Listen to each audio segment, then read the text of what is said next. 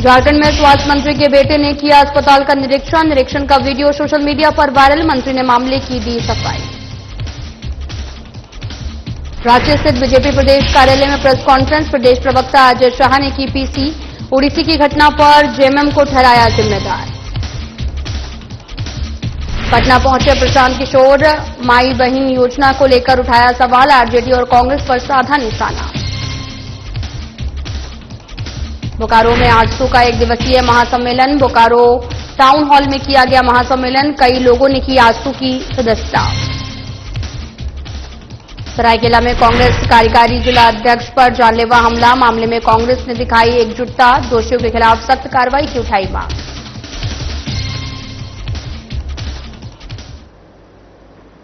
नमस्कार, मैं हूं आपके साथ अंकिता पाल। बुलेटिन की शुरुआत करते हैं। मेजबान नगर परिषद क्षेत्र के वार्ड 2 और 3 नंबर में सड़क, ड्रेन और पेपर ब्लॉक का शिलान्यास करने स्वास्थ्य मंत्री डॉक्टर इरफान अंसारी पहुंचे हैं और जहां नगर परिषद के कार्यपालक पदाधिकारी, नगर परिषद के पूर्व अध्यक्ष, गठबंधन के नेता और नगरवासी समेत सैकड़ों की संख्या में कांग्रेस कार्यकर्ताओं ने उनका स्वागत किया, जहां संयुक्त रूप से सभी योजनाओं का शिलान्यास किया गया।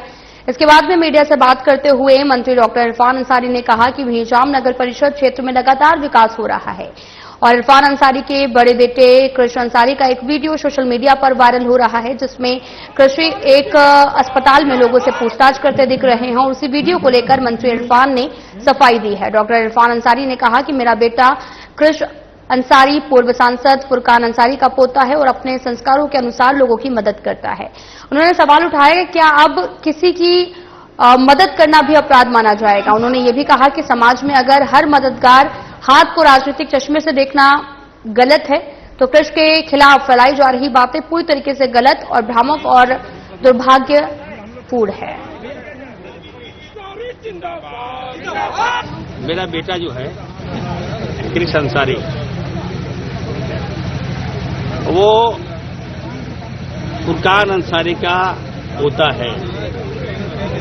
नस नस में खलाई है उसका और छुट्टी में आया है तो उनके डीपीएस के प्रिंसिपल कोई मिश्रा जी थे, उनकी मां बीमार थी और मैं दिल्ली में था इसी क्रम में और कई हमारे आदिवासी पेशेंट जो वहां पर मेरा वेट कर रहे थे तो उनको लेके वो एडमिट कराने वहां चला गया और उसका समुचित इलाज कराया।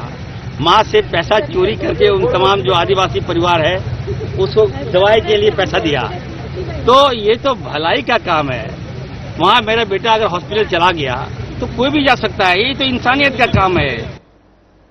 झारखंड प्रदेश बीजेपी कार्यालय में प्रदेश प्रवक्ता ने प्रेस वार्ता कर कहा कि ओडिशा में हुई घटना को लेकर बीजेपी को झारखंड मुक्ति मोर्चा ने जिम्मेदार ठहराया था। इसको लेकर प्रदेश प्रवक्ता ने झारखंड मुक्ति मोर्चा को अपने राज्य में फोकस करने की बात कही। उन्होंने कहा कि ये सरकार अपने राज्य को देखने को छोड़ अन्य राज्यों पर ध्यान देते हैं और झारखंड के लातेहार के स्कूल शिक्षक ने गलत तरीके से पेश आए। एक हफ्ता पहले कुछ बच्चियों ने स्कूल पर इल्जाम लगाए थे। ऑडियो में जो बात कही जा रही थी उसमें लड़की ने कहा कि हमारा शोषण किया जा रहा है। लड़कियों ने एप्लीकेशन दिया लेकिन कोई भी कार्रवाई नहीं की गई और इसलिए लड़कियों ने डीसी को इसकी कंप्लेन की है। जानते हैं कुछ समय पहले झारखंड मुक्ति मोर्चा ने प्रेस कॉन्फ्रेंस किया था और जहां पर उड़ीसा की एक जो दर्दनाक घटना हुई थी उस घटना को लेकर के भाजपा को जिम्मेवार ठहराया था। तमाम तरह की बातें कही थी और हमने इस पर कहा था कि झारखंड मुक्ति मोर्चा को झारखंड की जनता ने सत्ता सौंपी है और उनका काम है झारखंड का ध्यान रखना, लेकिन झारखंड में दिलचस्पी ना लेकर के वो हर राज्यों में दिलचस्पी लेते हैं। कर्नाटक की बात करते हैं, महाराष्ट्र की बात करते हैं, जापान की बात करते हैं, पर झारखंड की बात वो बिल्कुल नहीं करते। और हमने बार बार कहा है कि आप झारखंड पे फोकस रहिए। इस सरकार के बनने के कुछ समय बाद दिसंबर 2024 में ही पलामू के शेल्टर होम में एक बच्ची का बयान आया था कि मुझ पर किसी अधिकारी को खुश करने का दबाव बनाया जा रहा है, पर उस घटना के बाद में शेल्टर होम के कुछ कर्मचारियों को जेल में डाला गया, पर कौन सा वो अधिकारी था आज तक हमारे सामने ये मिस्ट्री है। खैर, उस घटना के बाद एक क्लियर मैसेज था सरकार की तरफ से कि अगर कोई बड़ा चेहरा, कोई वोट बैंक का लीडर, कोई भी ऐसा नाबालिग बच्चियों के साथ गलत करता है तो उसको खुली छूट है, क्योंकि सरकार में हाईकोर्ट ने भी कह दिया there is no rule of law in the state. High court ने भी कह दिया कि यहां पर रूल ऑफ लॉ नहीं है। हम आज बात करेंगे लातेहार में हुई घटना पर। एक हफ्ते पहले लातेहार में एक स्कूल में कुछ बच्चियों ने कुछ इल्जाम लगाए थे। जनसुराज के सूत्रधार प्रशांत किशोर ने माई बहन योजना को लेकर तेजस्वी और कांग्रेस को घेरा है। प्रशांत किशोर ने माई बहन योजना के संबंध में क्या कुछ कहा, सुनाते हैं आपको। तो जो महिला फार्म भर रही हैं उसको आप लोग भी बताइए कि माई बहन योजना लागू करने वाले दल जो हैं, पहले हैं तेजस्वी यादव। तो तेजस्वी यादव को तो ज्यादा कुछ समझ है नहीं, आप लोग जरा उनके लिए गणना करके बता दीजिए कि बिहार में 6 करोड़ महिलाएं रहती हैं। अगर उसमें 1-1.5 करोड़ जो नाबालिग महिला है, बच्ची है, उसको अगर हटा भी दें, 4.5 करोड़ 5 करोड़ महिलाओं को अगर आप 2,500 रुपया हर महीना देंगे तो साल में 1,50,000 करोड़ से ज्यादा पैसा लगेगा। बिहार सरकार का ये बजट ही नहीं है। तो भैया जो बजटे नहीं है तो कैसे, मतलब आपके जेब में है 100 रुपया और आप कह रहे हैं कि हम 200 रुपया का सामान खरीदेंगे, तो दुकान वाला क्या कहेगा, 2 थप्पड़ मार के भगा देगा कि भैया जब पैसा होगा तब आना।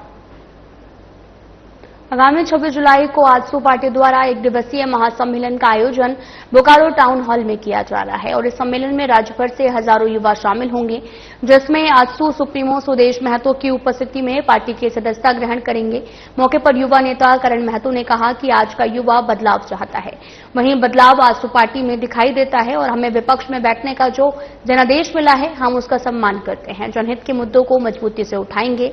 साथ ही उन्होंने कहा कि आजसू पार्टी आने वाले समय में पूरे राज्य में एक सशक्त विकल्प बनकर उभरेगी, जनता के विश्वास पर खरी उतरेगी। पार्टी का उद्देश्य सिर्फ सत्ता प्राप्त करना नहीं बल्कि झारखंड के विकास और युवाओं के सशक्तिकरण के लिए काम करना है। पार्टी का बोकारो टाउन हॉल में जो रखा गया है कार्यक्रम, महा ज्वाइनिंग कार्यक्रम, जो ऐतिहासिक ज्वाइनिंग कार्यक्रम आजसू पार्टी का रहेगा 26 तारीख को। उसी सबसे पहले ये 7-8 महीना चुनाव का बीत जाने के बाद बोकारो जिला में हमारा आजसू पार्टी का कार्यक्रम होने जा रहा है और हमारे मतलब लगभग मानिए कि हम लोग विपक्ष में चले गए हैं और विपक्ष की भूमिका में जनता ने हम लोग को जनादेश दिया है। उसका सम्मान रखने के बाद भी आज फिर से नौजवानों का जो एक हुजूम आजसू पार्टी और हमारे आदरणीय केंद्रीय अध्यक्ष सुदेश भैया के विचारधाराओं के विश्वास करके हजारों हजार की संख्या में जो छात्र और नौजवान लोग आजसू पार्टी का दामन थामने जा रहे हैं, वो एक ऐतिहासिक पल। झारखंड में नगर निकाय चुनाव कराने को लेकर विपक्षी दल आजसू पार्टी ने एक बार फिर से झारखंड की सरकार को आड़े हाथों लिया है। पार्टी के नेताओं ने प्रेस कॉन्फ्रेंस कर राज्य सरकार पर गंभीर आरोप लगाए। आजसू पार्टी ने अपने केंद्रीय कार्यालय में आयोजित प्रेस कॉन्फ्रेंस में कहा कि झारखंड की जनता कई मुद्दों को लेकर त्रस्त है, लेकिन सरकार सुनवाई नहीं कर रही है और साथ ही जानबूझकर ओबीसी आरक्षण से वंचित रखा जा रहा है। हेमंत सरकार की मंशा साफ है, किसी भी कीमत पर पिछड़ों को उनका संवैधानिक अधिकार नहीं मिलने देना है। प्रेस कॉन्फ्रेंस में नगर निकाय चुनाव में देरी को लेकर सरकार पर हमला बोला। और कांग्रेस और राजद की जो गठबंधन की सरकार है, ये सरकार ओबीसी पिछड़ों को हक नहीं देना चाहती है, पिछड़ों का अधिकार मारना चाहती है। हमने देखा नगर निकाय के जो चुनाव का मुद्दा है, कई बार हाईकोर्ट ने इसके लिए फटकार लगाई है, सरकार को कई बार निर्देश दिया है, लेकिन इसके बावजूद जो सरकार, हेमंत सरकार की जो चाल दिख रही है वो बताती है कि हेमंत सरकार साजिश कर रही है कि किसी भी ढंग से नगर निकाय में पिछड़ों का आरक्षण नहीं दिया जाए। जब इसके पहले आरक्षण, पिछड़ों का आरक्षण टालने के लिए जब प्रयास कर रही थी सरकार, तो हमारे सांसद प्रकाश चौधरी जी हाईकोर्ट, सुप्रीम कोर्ट गए और उसके निर्देश के आधार पर सरकार मजबूर हुई कि राज्य में ट्रिपल टेस्ट, जो पिछड़ों को आरक्षण देने के लिए एक अनिवार्य शर्त है, वो ट्रिपल टेस्ट करवाने के लिए सरकार मजबूर हुई।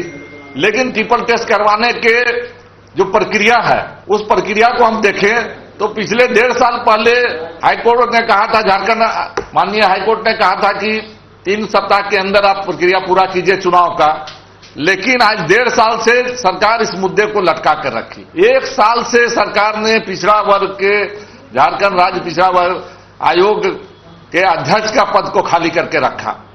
पिछले 4 महीने से सरकार ने जो झारखंड का जो मुख्य चुनाव आयुक्त का पद होता है, जो स्थानीय निकायों के चुनाव के लिए जो जिसकी जिम्मेवारी होती है, उसके पद को खाली करके रखा है। झारखंड के अंदर ओबीसी को ट्रिपल टेस्ट के आधार पर नगर निकाय के क्षेत्र में आरक्षण देने का जब भी मसला सामने आता है तो सरकार लेट लतीफी करती है। सरकार के कार्यशैली से यह प्रदर्शित होता है कि सरकार समय से चुनाव नहीं कराना चाहती या सरकार टालना चाहती है। ये बात इस तरीके से साबित हो जाती है कि इससे पहले जब हाईकोर्ट में याचिका दाखिल किया गया कि सरकार तुरंत चुनाव कराए, तो सरकार ने खुद से शपथ पत्र दाखिल करते हुए कहा था कि 3 से 4 सप्ताह के भीतर हम चुनाव करा लेंगे। लेकिन सरकार ने इस बीच एक और चालाकी की है। सरकार ने चालाकी ये की है कि राज्य निर्वाचन आयुक्त का पद खाली रखा गया है। अब अगर ट्रिपल टेस्ट का रिपोर्ट आ भी जाता है और राज्य पिछड़ा आयोग में अध्यक्ष बना भी दिए गए हैं, तो अगर सरकार चुनाव कराना चाहेगी समय से, तो सरकार चुनाव नहीं करा पाएगी, क्योंकि राज्य निर्वाचन आयुक्त नहीं है। और यह चुनाव तभी हो पाएगा जब नई मतदाता सूची बनेगी, और नई मतदाता सूची की वैधानिकता तभी सफल मानी जाएगी जब राज्य निर्वाचन आयुक्त होंगे। ठीक उसी प्रकार से जिस तरीके से ओबीसी आयोग में जो उसके कस्टोडियन होते हैं वो ओबीसी आयोग के अध्यक्ष होंगे। तो अगर ट्रिपल टेस्ट हो भी जाता तो बिना अध्यक्ष के ट्रिपल टेस्ट के डाटा को वैध नहीं माना जाता, इसलिए इन लोगों ने अभी अध्यक्ष बना दिया। लेकिन दूसरा सवाल यह है कि ये लेट लतीफी करने के लिए राज्य निर्वाचन आयुक्त को नियुक्त नहीं करते हैं। इस पर हाईकोर्ट ने कहा कि राज्य निर्वाचन आयुक्त को नियुक्त करने की जिम्मेवारी भी राज्य नौकरशाही की है, झारखंड सरकार की है। और झारखंड सरकार इसमें लेट क्यों कर रही है? सरकार से ये सवाल पूछना चाहते हैं कि राज्य निर्वाचन। पश्चिमी सिंहभूम जिला उपायुक्त चंदन कुमार की मौजूदगी में जिला अंतर्गत होमगार्ड की बहाली जिला स्कूल मैदान चाईबासा में आज प्रातः 6 बजे प्रखंडवार प्रारंभ हो गया। साथ ही पूरे मैदान को 5 जोन में बांटा गया। शारीरिक जांच परीक्षा के तहत अभ्यर्थियों को 1600 मीटर की दौड़ लगानी है, जो ये मैदान का 5 चक्कर होगा। दौड़ परीक्षा का रिजल्ट के प्रकाशन के लिए उच्च तकनीकी का सहयोग लिया जा रहा है, जो सटीकता के साथ दौड़ के समय की गणना करेगा। अभ्यर्थियों की समुचित पहचान, किसी तरह की धोखाधड़ी को रोकने के लिए वेरिफिकेशन, निबंधन स्टॉल का पर अभ्यर्थियों के उंगली पर अमिट स्याही का निशान भी लगाया जाएगा। किसी तरह से इलेक्ट्रॉनिक उपकरण को लाने की मनाही है।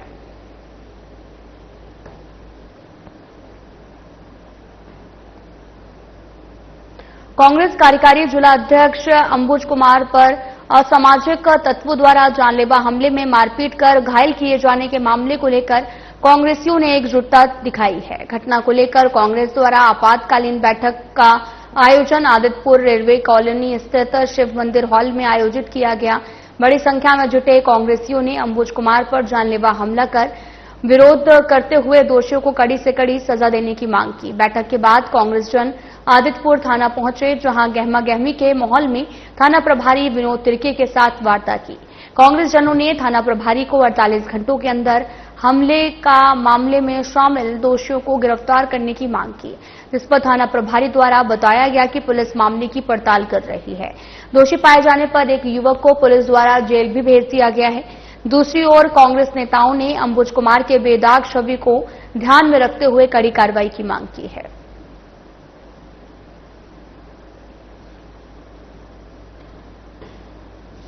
अध्यक्ष श्री अंबुज कुमार के ऊपर कुछ असामाजिक तत्व जो हब्बा डब्बा चलाते हैं, ब्राउनिस्ट लोग हैं, वो कुछ सामान लेने के लिए शेरे पंजाब आए थे। उन पर कातिलाना हमला किया, जिसमें वो बुरी तरह घायल हो गए। उसके बाद उन्होंने थाना में एफआईआर किया और उसमें से एक लड़का को पकड़ के उन्होंने थाना में भी दिया। आज हम लोग सारे लोग मिलके, सारे कांग्रेसी लोग थाना प्रभारी के पास आए हैं और थाना प्रभारी जी को हम लोगों ने रिक्वेस्ट किया है कि जितने उस घटना में संलिप्त हैं 24 घंटा के अंदर उनको गिरफ्तार किया जाए, अन्यथा हम लोग थाना का घेराव करेंगे। विश्व पर्यावरण दिवस के अवसर पर हजारीबाग सदर विधायक प्रदीप प्रसाद ने पर्यावरण संरक्षण की दिशा में एक ऐतिहासिक पहल की है और विधायक ने साल 2025-26 में 1,51,000 पौधे लगाने वितरित करने का संकल्प लिया। और इस संकल्प के तहत वे न केवल स्वयं पौधे लगाएंगे बल्कि आम नागरिकों को भी इसके लिए प्रेरित करेंगे। रविवार को इस अभियान के तहत मटवारी गांधी मैदान में विधायक प्रदीप प्रसाद ने सैकड़ों नागरिकों के बीच फलदार पौधों का वितरण किया है। पिछले बार हम लोग सफलतापूर्वक 1 लाख पौधा लगाए थे, प्रयास में है। इस बार थोड़ा पौधे का हम लोग का उपलब्धता में कमी हो रही। फॉरेस्ट विभाग उतना फलदार पौधे नहीं दे रहे हैं। लोगों का डिमांड है कि फलदार पौधे मिले, लेकिन अगल बगल के नर्सरी से हम लोग कोशिश कर रहे हैं। थोड़ी इस बार कमियां नजर आ रही है, लेकिन कोशिश कर रहे हैं कि हम लोग मिशन 1 लाख को पार अवश्य करें। दूसरी चीज, खाली जमीन अतिक्रमण रुके और हरियाली बढ़े, किस एंगल से देख रहे हैं इसको? प्रशासन को भी सचेत आना चाहिए। हम लोग बार बार आगाह कर रहे हैं, जहां भी खाली जमीन है उसकी चारदीवारी हो और उसको एक चौकीदार मिले जो उसको रक्षा कर सके, माली मिले जिसकी रक्षा कर सके। हम लोग उपायुक्त महोदय से भी मिले थे और इस मामला को उन्होंने भी गंभीरता से लिया है और आने वाले दिन में कुछ परिणाम मिलेगा। रविवार का दिन कांवड़िया पद आकर्षक कवर के लिए भी चर्चा का विषय बना रहा। लगातार कांवड़िये नए नए रंग रूप और आकर्षक कांवड़ के लिए पद पर चलते दिखे और इसी कड़ी में बिहार के बेगूसराय जिले के पालकी बम ग्रुप ने 102 किलो के पालकी नुमा कांवड़ लिए दिखे। तो वहीं मध्य प्रदेश के कांवड़ियों के जत्थे में 52 फीट लंबी कांवड़ और उसके ऊपर थोड़ी थोड़ी दूर में शिवलिंग का प्रतिरूप बरबस लोगों को अपनी ओर आकर्षित कर रहा था। कुल मिलाकर सावन मेला अब अपने परवान पर पहुंच रहा है।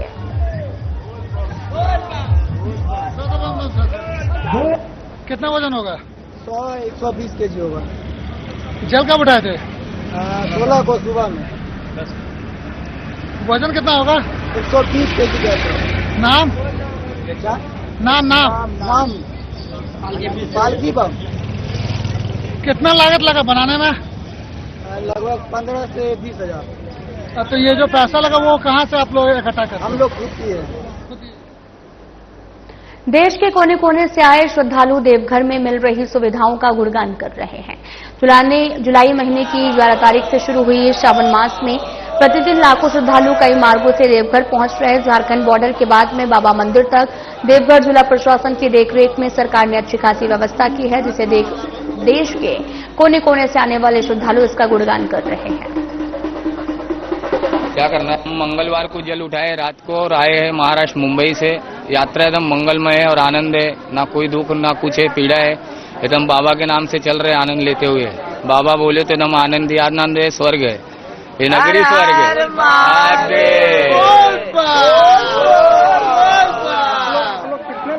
हम लोग 10 जन आए। हाँ, तो कब जल उठाए हैं?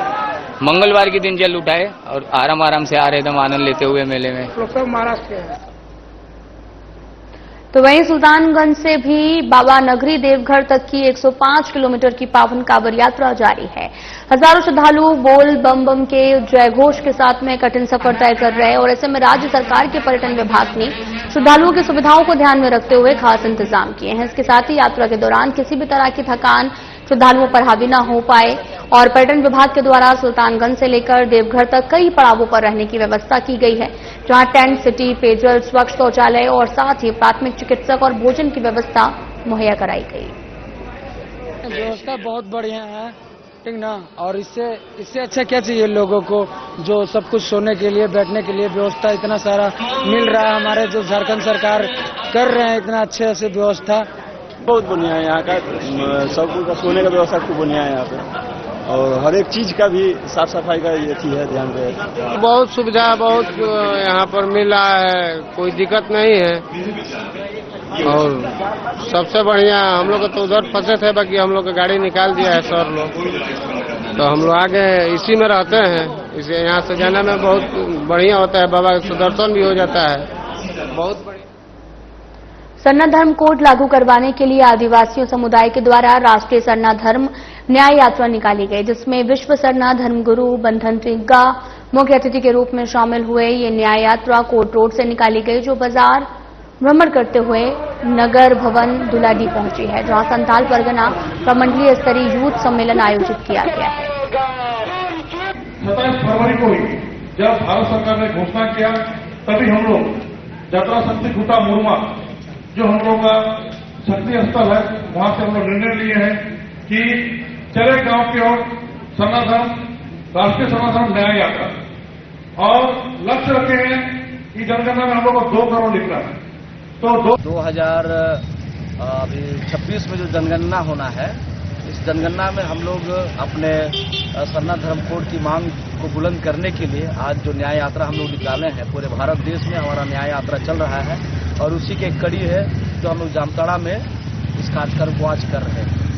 क्या मुख्य मांगे है कि अब की जनगणना 2 करोड़ सरना और आने वाले इस जनगणना जो हो रहा है उसमें सरना धर्म कोड केंद्र सरकार लागू करे। लगातार आप क्या करेंगे? तो हम लोग जो उलगुलान का ही एक ये जो छोटा सा जो कार्यक्रम हमारा है, अभी उड़ीसा बंगाल से पूरे देश। संस्कार भारती के द्वारा स्थानीय आनंद कॉलेज में सावन को लेकर मेहंदी और रंगोली प्रतियोगिता का आयोजन किया गया। हजारीबाग शहर के 7 आसपास की बच्चियों ने भी हिस्सा लिया। इस कार्यक्रम में बच्चियों के द्वारा खूबसूरत और आकर्षक रंगोली और मेहंदी बनाई गई। सावन चल रहा है तो मैं सोची उसी के बेस्ट कोई थीम पे बनाऊं, तो मैंने बनाया ओम नमः शिवाय पे बनाया मैंने, और मुझे तो बहुत लगा। मैं तो चाहती हूँ कि ऐसा कार्यक्रम हर जगह होते रहे कहीं ना कहीं, ताकि बच्चों को, हम सबको एक उत्सुकता रहे कि हम लोग चलो यहाँ पे जाके करें, अपने को टैलेंट दिखाए कि हम लोग में कुछ है। अच्छा लगता है सर। हजारीबाग जिले के बरही प्रखंड स्थित राधा गोपाल इस्पात प्लांट में उस समय अफरा तफरी मच गई। प्लांट की फर्नेस में अचानक से पंचर हो जाने की वजह से घटना घटित हुई। सौभाग्यवश इस दुर्घटना में किसी तरह की कोई भी जान माल की क्षति नहीं हुई, और लेकिन हादसे के एक बार फिर से प्लांट में सुरक्षा मानकों पर सवाल खड़े कर दिए हैं। घटना की सूचना मिलते ही बरही विधायक तुरंत घटनास्थल पर पहुंचे, स्थिति का जायजा लिया। उन्होंने प्लांट प्रबंधन और प्रशासनिक अधिकारियों से जानकारी ली और मजदूरों की सुरक्षा के सुनिश्चित करने के सख्त निर्देश दिए। स्थानीय प्रशासन भी मौके पर मौजूद रहा, साथ ही घटनास्थल को सुरक्षित कर जांच प्रक्रिया शुरू कर दी गई। पर करीब 7:30 के आसपास हम लोग को सूचना मिली कि राधा गोपाल की फैक्ट्री का फर्नेस जो है ब्लास्ट हुआ है। हम लोग यहाँ पर दल बल के साथ पहुंचे हैं और हम लोग जांच कर रहे हैं।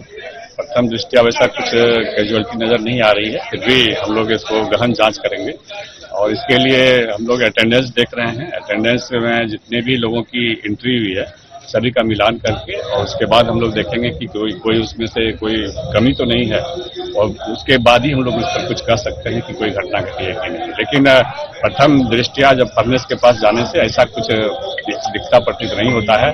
कुछ जानकार लोगों से पूछने पर बताया कि नहीं, ब्लास्ट नहीं, सो पंक्चर हुआ है, लेकिन आवाज करने के कारण लोगों में थोड़ा सा। नालंदा जिले के चंडी थाना क्षेत्र स्थित NH 431 दनियावा चंडी पथ पर टीना गांव के पास 2 ट्रकों को आमने सामने भीषण टक्कर हो गई। इस हादसे में दोनों ट्रक चालकों की मौत हो गई, जबकि एक अन्य व्यक्ति गंभीर रूप से घायल है। प्रत्यक्षदर्शी के अनुसार दनियावा की ओर से आम लदा ट्रक बिहार शरीफ की तरफ जा रहा था, तभी सामने से आ रहे गैस सिलेंडर लदे ट्रक ने जोरदार टक्कर मार दी। टक्कर इतनी भीषण थी कि दोनों ट्रकों के इंजन आपस में फंस गए। आम लदे ट्रक के चालक की पहचान बेना थाना क्षेत्र के शाहपुर गांव निवासी शिवालिक यादव के रूप में हुई है। कहां पर घटना हुई है? टीना में हुई है। हाँ। तो मतलब कि घटनास्थल पर ही मौत हो गई थी? हाँ, नहीं यहाँ मौत हुआ, अस्पताल लाने पर मौत हुआ। 2 जगह तो भर्ती नहीं लिया, पहाड़ी पर। बोकारो में राष्ट्रीय राजमार्ग पर हो रहे लगातार सड़क हादसों को लेकर जिला प्रशासन अब सक्रिय हो गया है, ताकि इस जानलेवा जगहों पर समय रहते जरूरी कदम उठाए जा सकें। चास अनुमंडल की अनुमंडल पदाधिकारी प्रांजल डांडा ने NHAI और ट्रैफिक अधिकारियों के साथ में चास अनुमंडल क्षेत्र के 5 चिन्हांकित ब्लैक स्पॉट का निरीक्षण किया है। निरीक्षण के दौरान ये स्पष्ट हुआ कि कई हादसे गलत दिशा से आ रही गाड़ियों के कारण हो रहे हैं। साथ ही SDM प्रांजल डांडा ने ऐसे ब्लैक स्पॉट्स पर ब्रेकर्स को और ऊंचा करने, रॉन्ग साइड ड्राइविंग करने वालों के खिलाफ कड़ी कार्रवाई के निर्देश दिए हैं। और साथ ही आपको बताते चलें कि NHAI को मानसून के दौरान सड़कों की मरम्मत सुनिश्चित करने के लिए कहा गया। SDM ने बताया कि सड़क सुरक्षा समिति की मासिक बैठकों में यह तय किया गया है कि इन चिन्हांकित ब्लैक स्पॉट्स पर पिछले 2 से 3 सालों में लगातार करीब 10 हादसे हो गए हैं। इन्हें रोकने के लिए ठोस कार्रवाई की जा रही है। मीटिंग होता है उसमें ये बात निकल के आई थी कि बहुत एरिया तो नहीं, 5-6 हमारे पूरे एनएच में, हमारे सब डिवीजन में, 4 सब डिवीजन में 5-6 ऐसे ब्लैक स्पॉट्स है जहाँ पे ज्यादा लगभग एक्सीडेंट हो रहे हैं। पिछले 10 साल में 10-15 ऐसा रेगुलर होते जा रहे हैं पिछले 3 साल में। तो हम वो देखना आए थे कि वहाँ पे क्या क्या ब्लैक स्पॉट्स है, क्यों यहाँ पे हो रहा है। जैसे अब हम यहाँ पे देख रहे हैं लोग बहुत रॉन्ग साइड में चला रहे हैं, कुछ ब्रेकर भी छोटे हो गए हैं, उसको हम लोग ठीक करेंगे। और लोगों की तरफ से भी मालवीय मार्ग स्थित राड़ी सती मंदिर परिसर में दादी सेना के द्वारा 2 दिवसीय वार्षिक महोत्सव का आयोजन किया गया और जिसके दूसरे दिन अग्रसेन भवन में नृत्य नाटिका के बीच भव्य मंगल पाठ का आयोजन किया गया। कई महिलाओं ने दादी जी का मंगल पाठ किया। मंदिर के प्रधान पुजारी शशिकांत मिश्रा ने यजमान अनिल रामरायका एवं उनकी धर्मपत्नी भी मौके पर मौजूद रही और साथ ही पाठ प्रारंभ से पूर्व गणेश वंदना के साथ कार्यक्रम का प्रारंभ हुआ।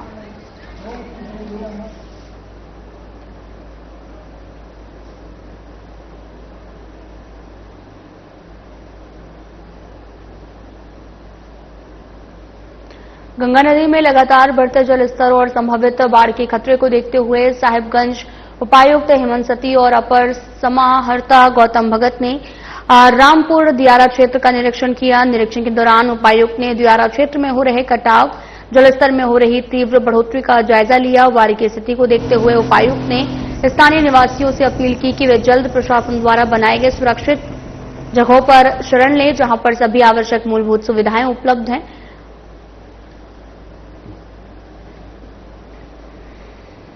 गंगा नदी का जलस्तर उत्तरोत्तर बढ़ते जा रहा है। आज हम लोग को जो रिपोर्ट मिला है उसमें 26.61 मीटर यहाँ का पानी का लेवल है। उसी को निरीक्षण करने के लिए हम लोग आज छोटा रामपुर दियारा में आए हैं।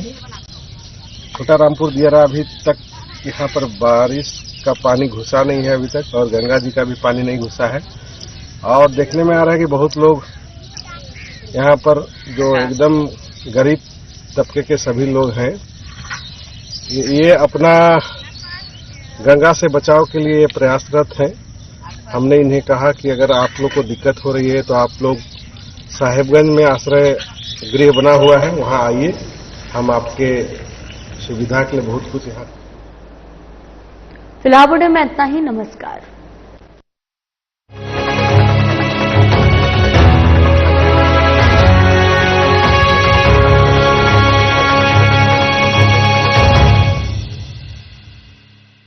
लोग सेहत बनाने के लिए क्या क्या नहीं करते, जिम जाते हैं,